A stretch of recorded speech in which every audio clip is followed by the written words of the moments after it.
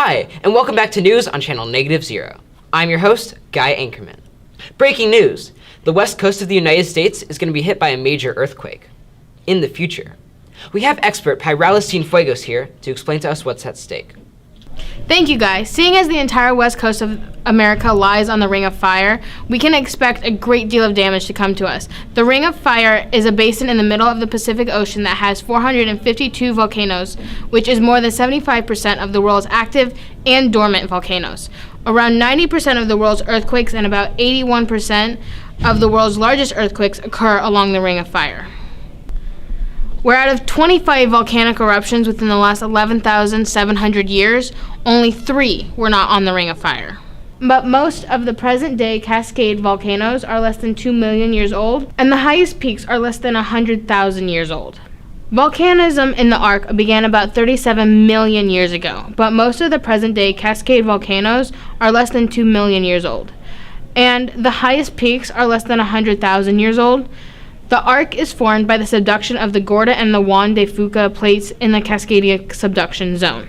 This is a 680-mile-long fault running 50 miles or 80 kilometers off the coast of the Pacific Northwest, from Northern California to Vancouver Islands, British Columbia. The plates move at a relative rate over 0.4 inches or 10 millimeters per year at a relatively oblique angle to the subduction zone. Because of the very large fault area, the Cascadia subduction zone can produce very large earthquakes, magnitude of 9.0 or greater. Back to you, Guy. Thanks, Pyralis. Although all of this seems way out of our reach and not in our time, the future may be closer than it might appear. Along with the earthquake, we can expect many other things to happen. And here to explain it is our meteorologist, Haley Storm. Thanks, Guy. What people are calling the big one is headed our way. The Atlantic magazine has reported that there is a 20% chance that a magnitude 8.0 or higher earthquake will hit the Northwest in the next 50 years. And California, specifically the San Francisco Bay Area, has a 50% chance of being hit by a magnitude 7.0 earthquake within the next 30 years. While these seem to be slim odds now, most scientists agree, though, that a major catastrophic earthquake will hit the West Coast, and many believe that we are overdue for one. And the earthquakes, which include ground shaking, ruptures, and liquefaction, are the only things that you have to worry about. Snow, strong winds, falling debris, landslides, tsunamis, fires, and electrical grid failures, and more are other things people have to worry about. We should all be prepared for what's to come. Now, back to you, Guy. Thanks, Haley. The big one will cause lots of problems, such as destroyed homes, lost power, low access to food and water, and no Wi-Fi for people living on the West Coast. This earthquake is inevitable, and families should be prepared. Here to help us is an expert on emergency prep, Tim Tonic. Thanks, Guy. You have to be prepared for this event because you won't know how long you will be without help. You will be alone for at least a couple days and up to 2 weeks. You want to be able to have the appropriate amount of supplies necessary for you and your family's survival.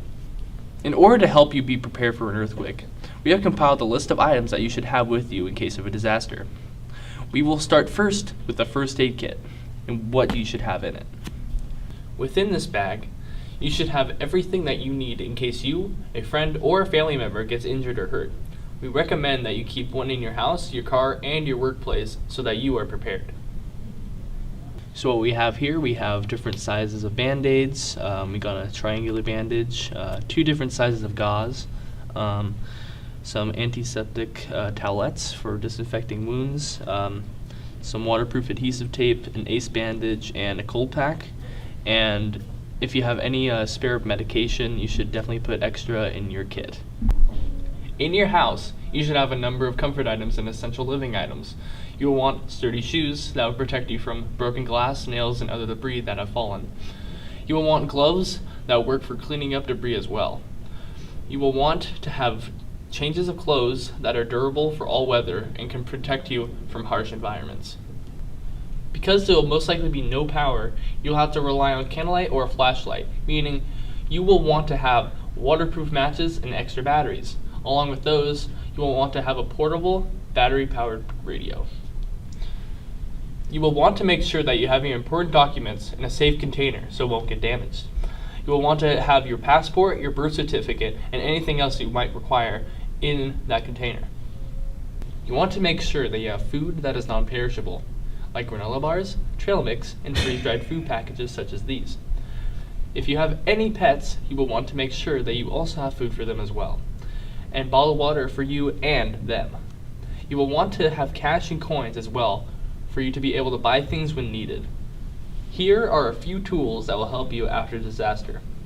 We have a collapsible shovel, a fire extinguisher for putting out fires, an axe for cutting wood and other debris, and a rope for fastening.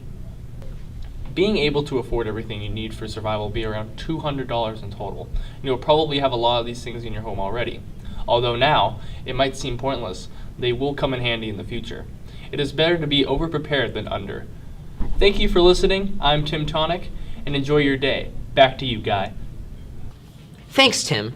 If you want to know more about earthquakes and how to prepare for one, you can follow this link, which will take you to a website about earthquake preparedness and how to get involved and help.